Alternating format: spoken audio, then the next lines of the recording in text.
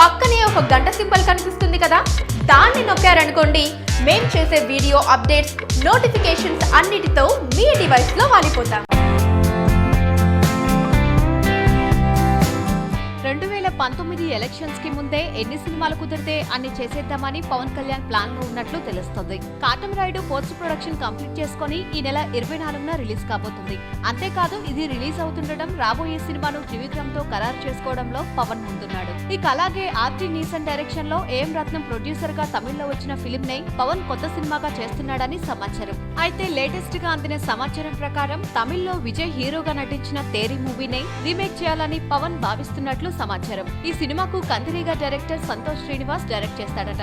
దీన్ని బట్టి చూస్తుంటే ఈ సంవత్సరం పవన్ ఎక్కువ సినిమాలు తీసేలా ప్లాన్ చేస్తున్నాడు. వీలైతే లైక్, కుదిరితే కామెంట్ పెట్టండి. ఇలాంటి ఇంట్రెస్టింగ్ బ్రేకింగ్ బిగ్ న్యూస్ మాకు తెలిసిన వెంటనే మీకు తెలియజేస్తాం. దీనికి మీరు చేయవలసిందల్లా ఇక్కడ కనిపిస్తున్న సబ్స్క్రైబ్ బటన్ ని నొక్కి సబ్స్క్రైబ్ అవ్వండి.